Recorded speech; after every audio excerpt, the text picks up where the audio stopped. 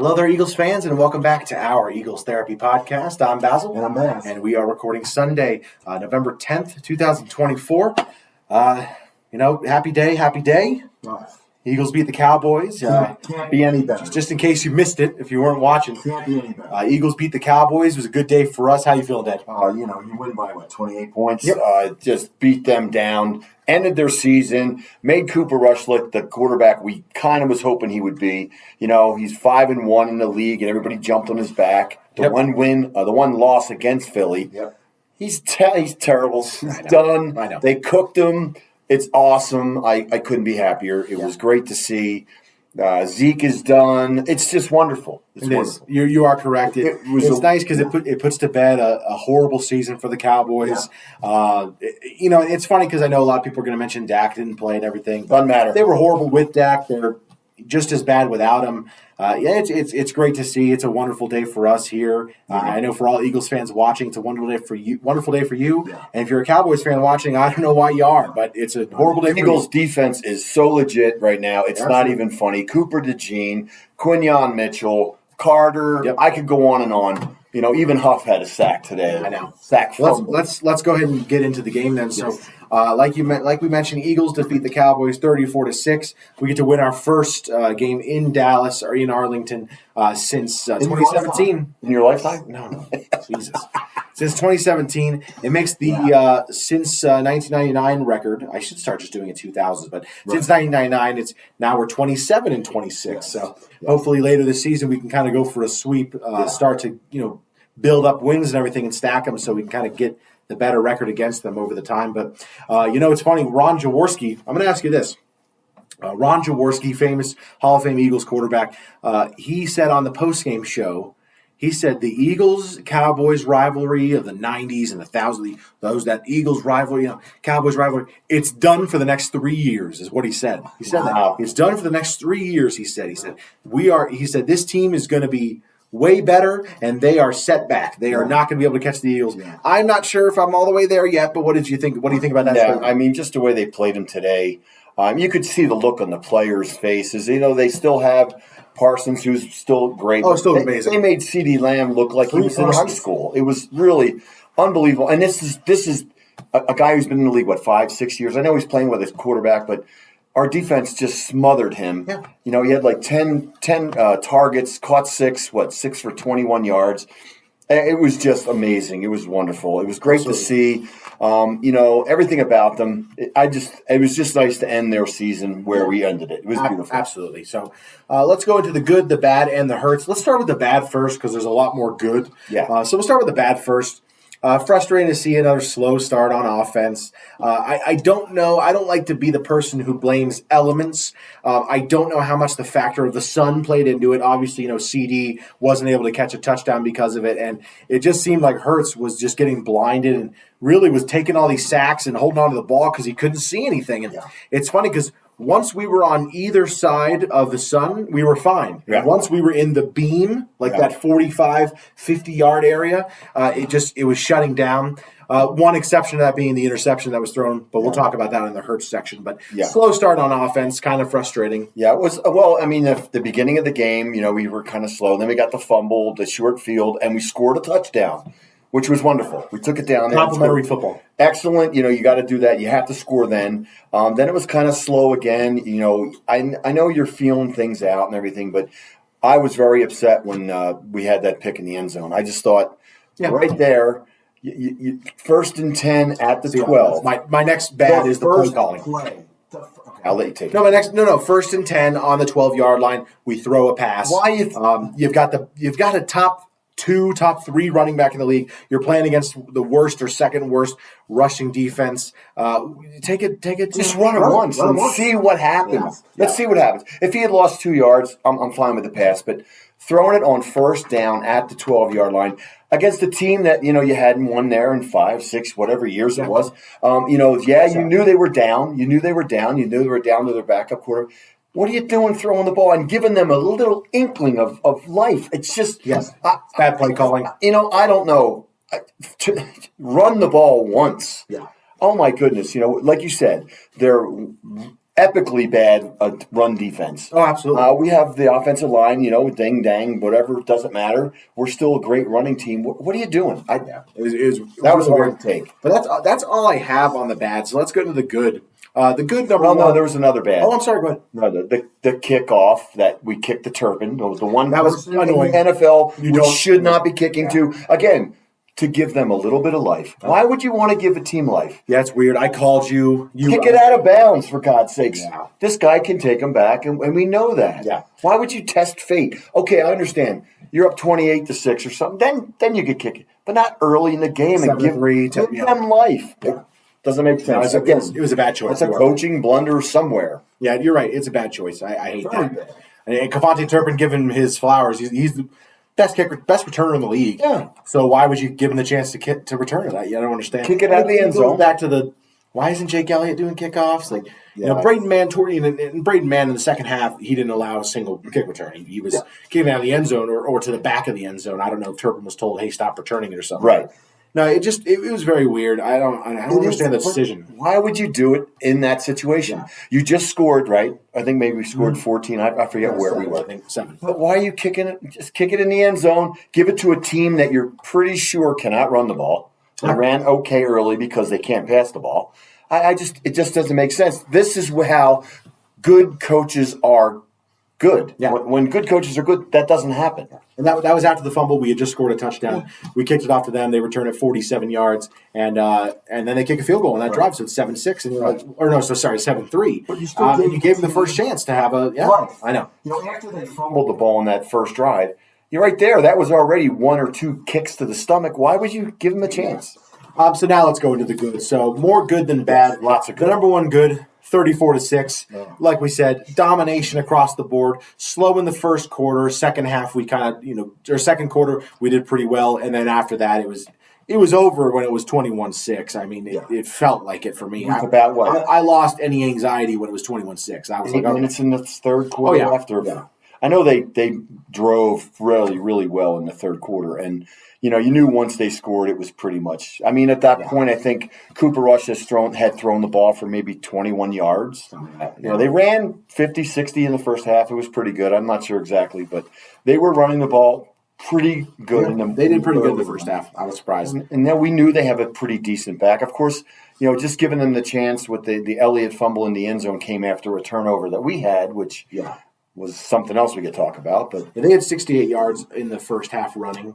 Only 36 passing yards. And I think we saw they ended the game with 32 net passing yards, which is great. After sacks. 3 sacks in the second half. Plus, I guess a fumble recovery, you lose that yardage too. That's true. Yeah. Beautiful. So, phenomenal.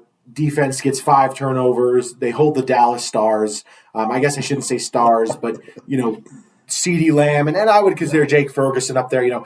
Jake Ferguson gets 4 for 24.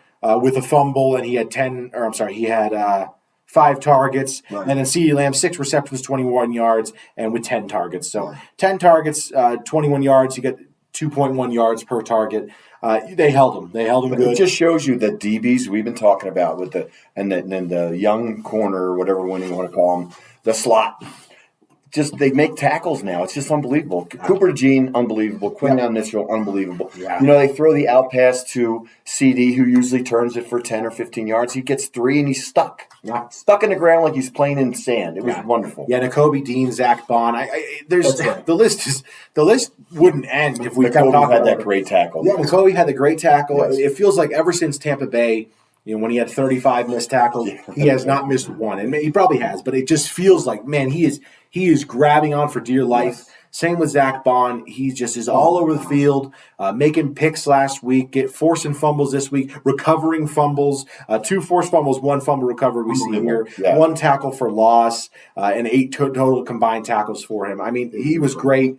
Like you said, Quinton Mitchell had 2 some forced fumbles, 1 forced fumble recovery. Yeah, that's it. It's just and we recovered both of the other 2 forced fumbles. Those were both recovered. So. Yes. Yes. And then you see what we were saying, blocked Passes defense, passes deflected. Jalix Hunt gets one. Darius Slay had two. Big game for him to have one. Yes. Gardner Johnson had one. Carter, and then also the big one, Quinion Mitchell had two. Yes. A huge pass breakup at the end of the half for him. Yes. We score the touchdown. They get the ball back, and my buddy Tevin texts me, and he's like, "Oh, time for a Brandon Aubrey 60-yarder." Yeah. And I'm like, "Okay, yeah, sure. You only have to get 30 yards for him. It's insane." But no, at the first play, they go not deep, but 18, 19 yards, and Quinion Mitchell comes to it late and knocks it down. The list just goes on and on with his defense. I mean, they're just playing out their mind over the last 6 weeks, 5 weeks. It is incredible. It's just funny how the Tampa game changed everything. Like it was such a horrible game, hard to watch, but we really woke up. It feels like C.J. Gardner-Johnson, but this might have been his comeback game a little bit. He played great, yeah.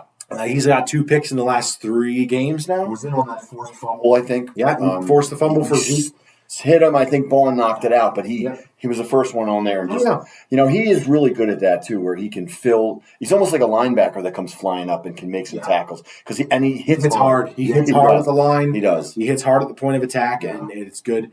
Overall, the defense we didn't get a lot of sacks. We ended up with 3. Right, half for Carter, half for Graham. 1 for Williams and 1 for Huff, which was a sack fumble. And kind of, like I said, the game already felt like it was over, but that was definitely a nice little nail in the coffin to really push it away. But, But it's just good to see, Keely Ringo had a couple special team tackles. I mean, it seems like all these younger guys that we've been talking about have just risen to the top with what's happened recently, absolutely.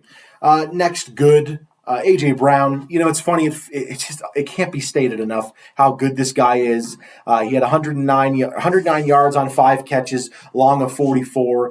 And it just feels like there's some games where you're like, you don't even realize how much of effect he's making. And then you go, he's got 109 yards? Yeah. What the heck? And, the biggest play that really broke open the game for us was that end of half drive before, and it would talk about, the sun and everything. And it felt like at one point if we were in the middle, like in the sun, it just wasn't working well. But when we were on this side or that side, everything was going well. And that was the play. He threw it, and the guy, AJ caught it and got a nice big gain of, what was it? Let me see, 20 for 18 yards. Yeah. And it felt like it got us on the other side of that sun, and then it was over. Yeah. We went down and scored. Jalen had that great touchdown to Goddard, and then it was like, all right, it's opened up because now the sun's going down. And so is and like Tony Romo said, the sun's going down on their season. Yeah, or maybe it was Jim Nance. The sun has set on the season. Yeah, I don't care. It was great. It is great. Next thing, Saquon in the second half. So I think we saw it posted during the game. In the first half of each game, he averages 330, or he's got, not 330 total. He's got 330 in the first half of games this year, 605 in the second half of games. Right. And I think today, at the end of the first half, I believe he only had 23 yards rushing. Right. I'm going to get that officially here. Yeah, 23 yards rushing. Ended the game with 66, so, more than doubled his yards per carry. So, I mean, he had 6 for 23 in the first half, and then he had... Yeah, they were shutting it down pretty good. He had 8 for the rest. I can't do math that way. Right. 8 for the rest in the second half. So, it goes with the statement, the belief that it's like he gets better as the game goes. Yeah, he got a little banged up on that one fumble. Yes. Arm, his arm thing to get caught in there. But so I hadn't really seen that play until later, but it was nice that, hopefully he's doing fine and everything, and he didn't really have to carry the load after a certain part in that game too. So he got to sit, which is always nice. He seemed like Shipley and Gainwell had some pretty decent. Gainwell, I'll tell you what, he always gets a 14-yarder or 11-yarder. Won a game, and it was nice to see Shipley in there. Had a kick return. Yeah, and he had a good one. Kick return. He had a really nice. I'm not big on the kick returns, but he had.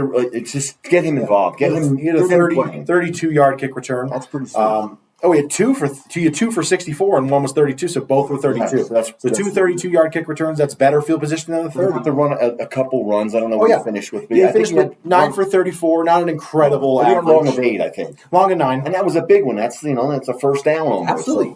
It was Gainwell, like you said, he 13 as a long for a rush, and he had 9 as a catch for a long and for a catch. So it's good to see.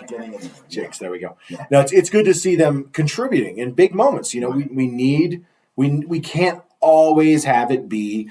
We can't always have it be Saquon. I forgot his name for a second. And the 9 yards by Gainwell, that was on 1st and 10 with 35 seconds in the second quarter, and the next play on 2nd and 1 was a touchdown to Goddard. So I mean, he's not just in garbage time. He's playing. It was detrimental to the game and to the first half. Which he's a contributor to the team. And that's how you felt like the game was shifting once we scored at the end of the first half because we're getting the ball in the third quarter. Yes. So I know we didn't go down and score right away, but still, it just it felt good to have that end of first half. Boom! Yes. Oh, here we go. It's going to start. But my friend Tevin, he told me to go grab a belt. Because the whooping was about to start, and I should send him a picture of a belt tonight and be like, "Oh, I got that for you." Thanks, I've got the belt out. Got the belt out for you. But last big good I have: players got to leave the game early in the fourth quarter, which is just great. Yes. Jalen threw a pass at the first play of the fourth quarter, tried to throw a touchdown to AJ, incomplete. We ended up kicking a field goal, and then that was it. They were done. AJ, which was also nice to see. Kick the field goal when the field goal's there. Yeah. Of course, in this game it was 4 touchdowns, and then it was a field goal, make it 31 and then 34. But, that's what you do. It seemed like we were playing for the field goal later in the game when Kenny Pickett came in. It's like, okay, we got the fumble at the 30, whatever. Let's just run some time off and kick a field goal and just keep adding to the points. Yeah. But, it was great. It was a great game. Yeah, it's a big deal to be able to see your players leave in the fourth quarter. And, now, especially, on a Thursday night game, it's big because when we'll talk about the Washington game later, but, Washington had to play that game until the last second. You know what I mean? They were not resting. They were not like, okay, now we're doing good and we can just go. No, it's a big deal that we got to pull our guys and they get to start mentally and physically preparing early to play this short game on long travel. Did we get to pull some linemen out? I didn't really get to see that too much. So they kept Fred Johnson in and they kept Mekhi Becton in. It makes sense. They're still getting experience at their spots. But Tyler Steen went in. Nick Gates went in at center. And the right tackle was Jack Driscoll. They took. We got to take 3 out of our 5 guys. Lane played great, but Lane got the circle again. Yeah, he played great. That great lead block went on the Hurts touchdown. That was great. Which was just almost a walk-in. It was the same 10-yard walk-in. It was the same play against Jacksonville last week, where Fred Johnson led with a cheap shot against Fred Johnson. Yes. It was the same play to the other side with Lane. It was just great.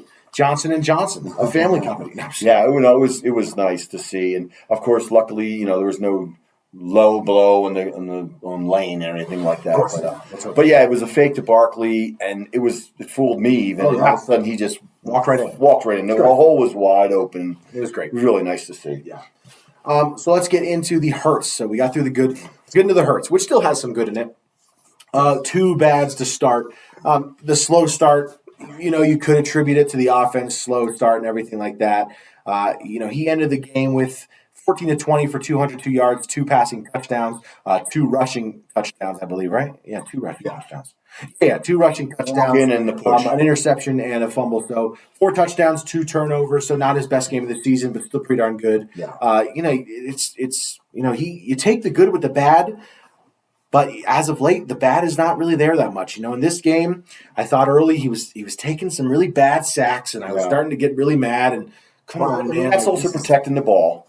But it kind of makes you mad, and you can't just throw it away like we always think you can. But it just there was definitely some sacks that you thought, man, this is. Yeah. Well, there was one early on that he kind of hesitated. It looked like he was going to take off, and boy, he had the whole left side of the field to take off. Yep. Not so big on the run, but early on when you run, it just opens everything up. Yes. He kind of stuttered, and then he got sacked from behind, which was, it's kind of frustrating, early on. Yeah. I mean, obviously we want to score every time we have the ball, so you can't do that. But he did take a few, I thought, that were ill-advised sacks. 5 in the first half, 0 in the second half. Which shows you how he does adjust. He can make adjustments. And the Sun could have had a problem, I think it did. I mean, there's been talks about it. Out of those 5 sacks, I would attribute probably 3 or 4 to him. One of them was a blitz, and sometimes you can't do anything. You're right. Sometimes you just sacks happen. Oh, absolutely. Sacks happen early on, And sometimes you can't avoid it. When you send 6 guys and there's 5 protecting, there's nothing to really do. But it did feel like he took some early, but he did change it. And towards the end, in the second half, he took no sacks. Well, he finished with 7 carries for 56, 8 yards a carry with a long of 24. Yeah. And the 24 looked like he was going to run for 48. So the field was unbelievably wide. I was watching it, and I was worried. I was like, is he going to score? Where did all the players go? Did the Cowboys run off the field? I was so confused. Is there a timeout? It's funny how long it took to find someone. But and then the interception early. I want to talk about that. We mentioned how that we didn't like the play call. You're throwing it on 1st and 10 at the 12. I didn't think it was really a bad pass. I didn't blame that one on Hurts. Interceptions happen. We talked about it. No, I was going to say interceptions happen. Quarterbacks throw picks. That's the thing that happens in the league. You just don't want a guy who throws the most, like Dak Prescott or something. Yeah. I thought that one was – I don't really blame that one on him. I thought it was a great play by Trayvon Diggs, a great read. Right. I do wish that Hurts would have saw that Calcaterra was open in the corner. Wide open. And Trayvon Diggs left his spot to go because he knew he had a feeling he'd throw it to Goddard. So, it would have been nice if Hurts had kept his eyes open to see Calcaterra. But I still don't really blame that interception on him. I thought it was great by Trayvon Diggs. It was an amazing. It's funny because I didn't actually see that play. I was right on the road at the time, and I had the game on the TV call on the radio, if that makes sense to you. But because I couldn't, it's not on the radio out here. And I heard him say, what a great, oh my gosh, spectacular, what a great play. And Diggs, we do know, is a great player. But seeing the interception, it was a great play. But my gosh, Calcaterra was wide open in the left side. But I don't know. Diggs is a weird player. It's like, he can get you those picks, but you're going to beat him a lot. Yeah. You know what I mean? It's feast or famine with him. Oh, I know. And it's the 11 pick season. Everyone remembers 11 interceptions. Yeah. They kind of forget. He also led up the most touchdowns that year, the most yards per receiver that year. He was pretty terrible, but he just gets interceptions. He's a good receiver. The only thing that bothered me was, I did call that Calcaterra was the guy I was going to watch this week. And, he did have one target, I believe, no yards, no catch. It was nice to see Goddard out there. Goddard, he finished with 3 for 25 or 2 receptions for 25 and a touchdown. So we got him in the end zone. And when he's catching the ball, he bodies you out. He just blocks you out and takes the ball. So he didn't do it to Diggs that play. Yeah, that was tough. He just kind of leaped in front of it. But it was good to see Goddard. It's nice to have Goddard back. I think he helped with the push also. Oh yeah. There was no doubt when we had the push on that 1 touchdown, 1 yard run. So that was nice to see. I know you had said that maybe. Without him and Saquon felt weaker. It didn't look so good, and today was a no-brainer. They just pushed it right in, no problem. I think they only did it once. They did it twice. They were with Pickett, yeah. So I don't think Goddard was in with Pickett. I couldn't imagine he was. I'd have to look at it again. But to be honest with you, the Pickett one, I don't think he got the first down, but it was the last. It was the last play of the game, and I think they were kind of like, all right, we're not going to measure it. It didn't feel. Let's get this thing over with. Yeah. Next with the Hurts, I just a reminder: great plays on the ground. So like we said, he ended with 7 for 56, like you said, an average of 8. Right.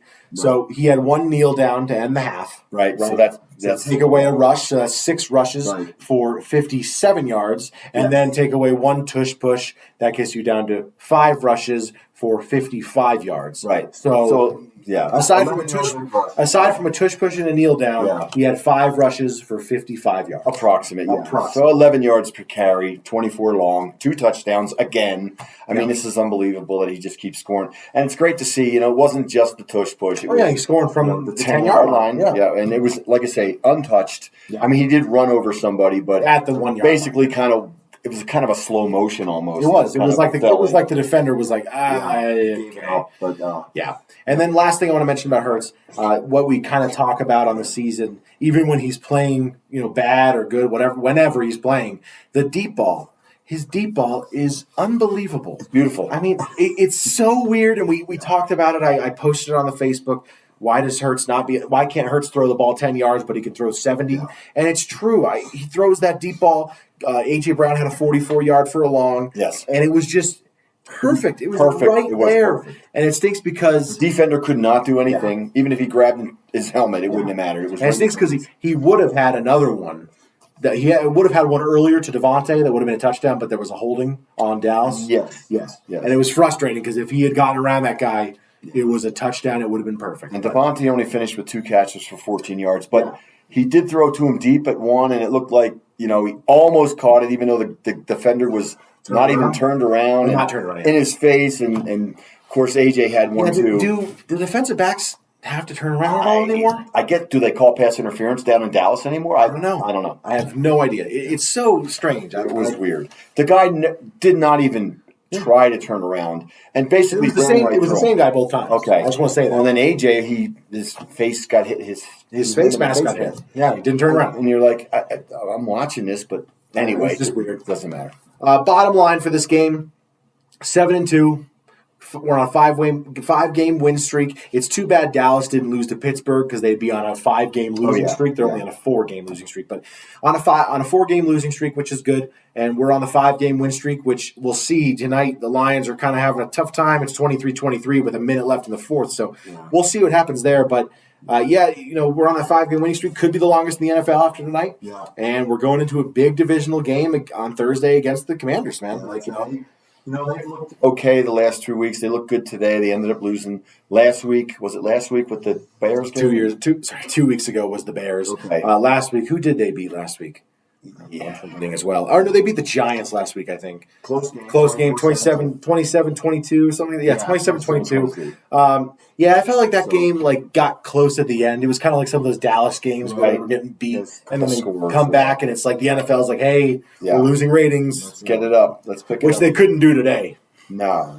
They couldn't even try to do that today. It was funny listening to the announcers. Of course, they had Tommy Romo calling the game. Yeah, that's terrible. I'm surprised he didn't bring Aikman in and fly in Dennis Johnson and bring all the rest of the guys in. But, it's nice. They didn't want to have Jimmy Johnson do a halftime, come on, guys, we can still win this. That was the worst thing I've ever seen. You can see we harbor some bad feelings there. But, of course. It's funny, some of the plays, some of the thing it's kind of talked down, this, that, and the other thing. But it didn't matter. We ended their season. Hopefully, like Joel said, we ended their season for the next couple of years because who knows what's going to happen now with them. And they don't have a running game, and their cap is wasted. They've got I don't know how many millions of dollars in players. So yeah, definitely, it's good. It was a good feeling to see that. And we got a bunch of young players out there. It was wonderful. Big time. It's amazing. It can't be understated. I know we're redoing it, but it can't be understated how much of a difference maker. Now as a punt returner, I want to mention Cooper DeJean, but not just as a punt returner, just how much he's changed this defense. And, it's a big reminder that it's too bad we don't have the snap count yet, but it's a big reminder that, the slot position in the NFL, the nickel back position, it's a full-time starter. It's a first string. There's, that used to be the thing was you always trotted out two cornerbacks, 2 safeties, 3 linebackers. It's not how it is anymore. The third cornerback, the nickel, it's a full-time, it's a starting position now. And Cooper DeJean has changed that position for us. And, it's great to have, Quinyon Mitchell on one side. You don't even worry about it anymore. Right. I mean, we're at the point 9 games into the season where you don't even look on that side and go, I don't know. Yeah. Sorry, we're watching here now, and the Lions just won the game with the walk-off field goal, 52-yarder. Yep, had a feeling. Terrible. Yeah, I know. It's funny because last year we were known for really cheering for the Lions, and I still, want to cheer for them. Got through 5 picks. I mean, did you throw another one? Do we wonder? No, just kidding. But last time we checked, didn't do anything with the ball. I mean, it's just terrible. Yeah, that's crazy to walk it off. And they were winning 23-7, and they threw 70 picks, and that's wild. Yeah, but that just shows you how good the Lions team is. But like I said, you have Quinyon Mitchell on one side. You don't even worry. You worry more about Slay, who's a veteran of 10 years in the league. Like, it's so funny because the first pass play of the game, Slay looked limp again, and I went, "What happened?" Yeah, he left the game. Yeah, he left. I'm like, "Oh my goodness! Like, get him out! What is he doing in there?" Like, it just didn't. He left the game. He did come back. Yeah. But the other thing that's nice, rest it, man. Yeah. We're good. The other thing that's nice though is not just do we have on one side Quinyon Mitchell we don't worry about. When Slay leaves the game, you're not even like, oh no. Here comes our third string cornerback. No, it's Rodgers who's played really well and played really good today. I mean, it's really fantastic to have. It's such a luxury to have these young players who you can rely on more than our veterans at times. You know what I mean? It's just great. So let's get into some injuries. So like we mentioned, Slay left the game, came back. That's kind of the biggest injury that happened. Then Saquon did get hurt on that Hurts fumble. Saquon was diving for it and kind of got his arm squished. He continued playing in the game, so it didn't seem to impact him or handicap him or affect him or anything like that. And his arm a little bit. It didn't seem to affect him, but also hopefully that's just a little stinger, and we kind of get over that before going into the Thursday night game. But, yeah, this is going to be a big deal. We'll be coming back with an episode pretty early this week because we'll be talking about the Thursday night game. So, right. It's a short week. It's not fun. No. It's weird. Like, I feel like in the last few years, our Thursday night game of the season has been like week 2, week 3. So it's weird to have it happen this late in the season. This is our first Thursday night game, right? Yes. Okay, yeah. So it feels like we've always had them done with by now. Yeah. So it's kind of weird to have it this late in the season, but and it is a home game, so I mean we haven't played many home games this year, so 3? Yeah, 3 3 games. of the 9. Yeah, that's crazy. I mean, one was the Brazil. Yeah, you don't know. It's not a home game. I don't even want to hear people say that it's a home game. It's we played 3 of the last 4 on the road, I believe. Yeah, absolutely. 3 of the last 5, I think. 3 of the last 5, but yeah, okay. So let's go ahead and talk about some other games around the league. So we already talked about the Lions one. Before we get into that, just want to give a reminder out there. Please like and subscribe if you're watching on YouTube, and please rate and subscribe wherever you get your podcasts. If you're listening on Spotify or Apple or iTunes or whatever you're listening on, iHeartRadio, please subscribe and give us a rating. We'd love for you to help us out there. Let's go ahead and get into some games. So the Giants, they lost in overtime to the Panthers in Germany.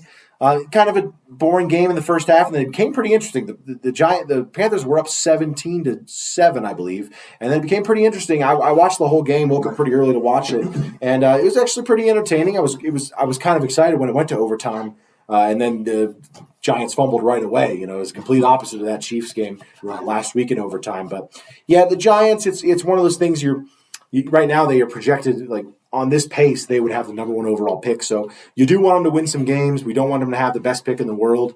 In the end, you ask, does it matter? They have Daniel Jones as their quarterback, and they paid him millions of dollars. So do you really worry that much? I don't know, but we want to see them win soon to kind of ruin that pick. Yeah, and it's just not to have the number 1 overall. But, I mean, because that sometimes it helps, sometimes it's a curse. Because everybody tells you got to pick this guy, you pick that guy, and he ends up not being good. So it's very true. That's a crapshoot.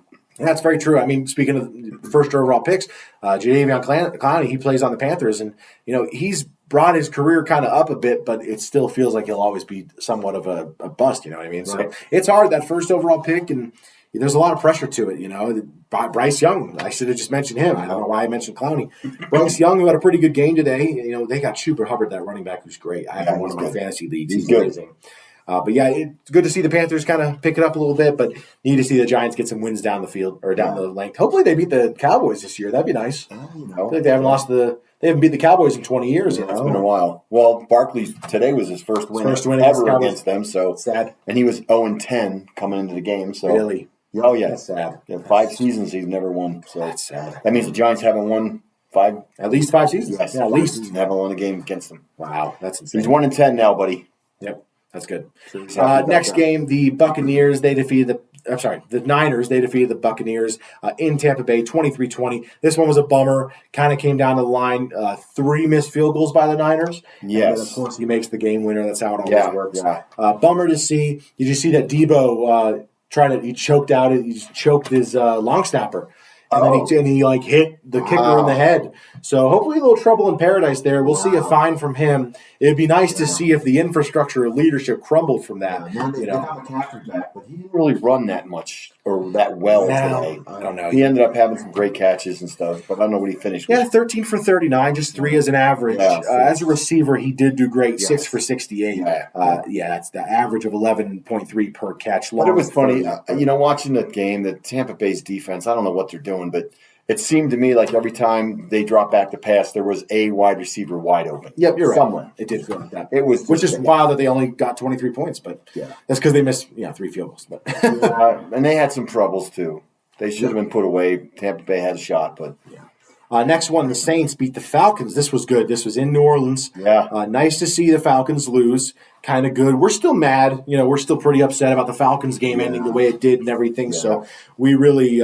We just need them to keep losing. Want them to keep losing. Yeah, exactly. Yeah. Want them to keep losing, get that seed, get them pushed out of the seeding and everything because we don't want to have to come to a tiebreaker with them. Right. But Falcons are still a pretty good team. But the Saints looked. The Saints looked like garbage for the last 5 weeks. Yeah, looked better than they have since week 2 week 3 against us. Who was home on that game? The Saints. It was in New Orleans. Okay. Yeah.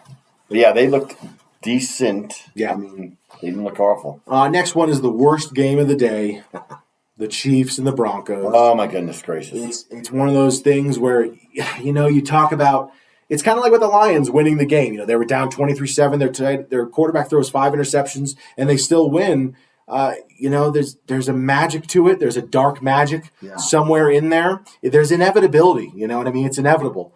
And that's the thing about the Chiefs is like – the Broncos line up for a game-winning field goal. There's no way this can be blocked. Like a 35-yarder. There's one thing that can't happen. Yeah. There's one thing. It can't be blocked. If he misses it, you kind of live with that. You know what I mean? Like, that just sucks. They miss sometimes. Yada yada. It can't be blocked, and the guy just gets bulldozed, and they block it. And it's hard to believe. It's one of those things, but it's just like that inevitability. You're like, it's just inevitable. Yeah, I don't know. Bummer for my Broncos. It looked like a red wave coming over the. There was 3 or 4 guys. I don't know what happened to the offensive line in that play. It was just weird. Yeah, I know. And it's only a 35-yarder. It wasn't like he's a 50, 60-yarder. Yeah, where you have to wait longer to an extra point for goodness sakes. Yeah. Big game. The Steelers, of course, beating the Commanders 28-7. Great comeback. Great comeback win by the Steelers. It was funny. We were watching with Deacon Jim. Shout out to you, Deacon Jim, and Aunt Josie, who were visiting us to meet my daughter for the first time. They were, not visiting me. They were visiting their kids, of course, in Parker. But they came down and stopped by as they were driving back home and got to see Rosie and everything. And it was cool. We got to watch the end of the game with Deacon Jim, who's a Steelers fan. He is a Steelers fan. It was fun to kind of get – he got excited. He was kind of like, oh, what are they doing? Oh, it was really cool to get him into it. But so good for us for the Commanders to lose. About to go on the road against us. Yes. It's good. It's good timing. We always talk about it. You want to be ascending. You don't want to be descending. And losses happen when you're ascending, but you just want to stay ascending. And it's good to see the Commanders.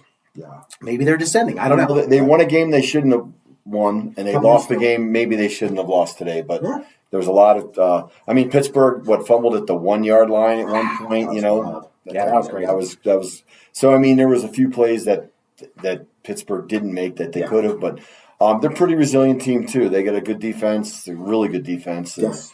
Russell Wilson made enough plays to win the game. So scary team to play later this year. We play them later this year, December 7th, I think. We'll finally sack Russell, maybe hopefully 5 times or something. He's always been a thorn in our side. Yeah. This one wasn't a conference matchup, but the Vikings beating the Jaguars is a big deal. Keeps them on the upward path of winning. Even though it was really ugly. But I guess our winning against the Jags last week was pretty ugly too, so I don't know what you take from it. 12-7. Yeah, that was ugly. 12-7, and Sam threw 3 interceptions. So, just a bad game. I wonder if Trevor Lawrence is playing in that game. Do they win? I don't know. Right. Yeah, they didn't play him at all, which is odd. But big surprise. I picked the Cardinals to win in my weekly pick. I didn't know they would win like this. Yeah. Destroy the Jets 31-6. It's funny. A lot of the talk shows and everything, they talked about the Jets and, is their season over? Like, maybe not yet. And then when they beat Houston, it was like, it's not over. They could do something. Yeah. And it's great because this is, no, you can't. It's over. Retire Rodgers. Yeah, I need to see the highlights because it looked like the Cardinals were up big. Oh, yeah. Well, they were, it was funny. At one point, both games, I had, Eagles on the main one. I had a small TV where the Cardinals were on. I barely watched it. But at one point, at commercial break, I saw theirs, and it was 31-6. And I'm like, in the end, the game ended 31-6, but we were up 31-6 too. Wow. So it was 31-6 in both games, and I'm like, here we go. It's good. And then we went to 34, so it's nice that we get to give Dallas the worst loss of the week. Oh, yeah. The Jets don't get to get the worst loss. Dallas does. It's great. You know what I mean? This was, like I said, a season ender, game ender, team ender. Hopefully you knock the train off the tracks for years to come here. Absolutely. We would like that, yes. Yeah. But the Cardinals, looking like a real team. They're leading that division over there at 6-4 now. Yeah. What did the Niners record at now when they won? 5-4. So 5-4. So they're, so the Cardinals have one more win because they have one more game. So let's see. The Niners must be on a bye. Next week or so. Who knows? Remember the one team we saw was like week 13. Well, the Niners already had a bye. The Cardinals have a bye next week. Okay. Did I click on this wrong? Gotcha. 6-4. I don't know. Maybe they didn't change the records or something yet because it shows 6-4 and 5-4. So I don't know. I don't know what's happening. But Yeah, so this is, no, that makes sense. The Cardinals have a bye. Have not I'm had a sorry. bye yet, yeah. Duh. Okay. Yeah. The Cardinals looking like a pretty good team down there. I mean, Kyler Murray sometimes he's just all in or not. He's all in. They're very erratic. Yeah, they got James Conner, who's a great running back, Marvin Harrison, the wide receiver. Yeah, rookie. Great tight end, and Trey McBride. They're a pretty scary team over there. And then the night game that we were watching most of, the Lions. The Lions walk it off and win against the Houston Texans in Houston. Heartbreaker for the fans there. Yeah. And, at some point, it's funny, we like to cheer for the Lions because as a kid, I liked the Lions and I liked Lions and all that sort of stuff. But at some point, if we want that first seed, we do need to see them start losing pretty soon. So a little difficult there, but we would have liked it to be tonight when they were really, really It was bad. close. But It was close. crazy that they won. Throwing 5 interceptions. So Houston, hopefully this gives them a big boost because they play Dallas Monday next week. Oh, wow. So we really like to see, we've ended the season, but it'd be nice if Houston could just kind of. The one thing about Houston, I was telling you, Bryce Young, to me, he throws a really pretty ball. CJ Stroud. CJ throws a beautiful pass, but sometimes he throws it when the other guys are getting ready to cover him, just like that wide open guy in the end zone. I know, that was bad. Beautiful pass. Would have put the game over God. almost. Oh, yeah. That 30 to 20, 13 at the time. Yeah, that was a big They play. scored after that. So True. That's true. CJ Stroud. Yeah, Okay. it'd be nice to see the Texans, Stroud and the Texans kind of, just keep kicking the dead horse that the Cowboys are. Yeah. And it's in Dallas again, you know what I mean? Like, keep the home losses coming. I love it. Last year, the big thing, they were 8-0 at home. Yeah. And oh my God, and they're the best home team ever. They've had that for years. Yeah, and they haven't good at home. They haven't won at home this year, and since the playoff game, they allow an average of 42 points a game or something like that at home. Thanksgiving game's coming up too, and they'll be home, I'm sure. Yeah, but they're playing the Giants, so Hey man, that's the game. That's right there. yeah. So maybe Giants got a great defense. We know that. They Yeah, can I sack agree. you like crazy. I agree, but yeah, man, you got anything else? No, it was a great day. All right, yeah, it was. We had a great night. I agree.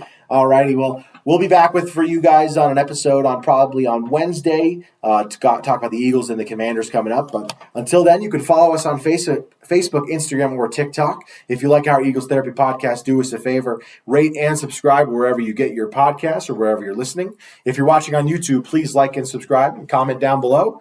Email us your questions at oureaglestherapy@gmail.com. But other than that, from all of us here at Our Eagles Therapy Podcast, I'm Basil. I'm Baz. Go Birds. Fly, Eagles fly.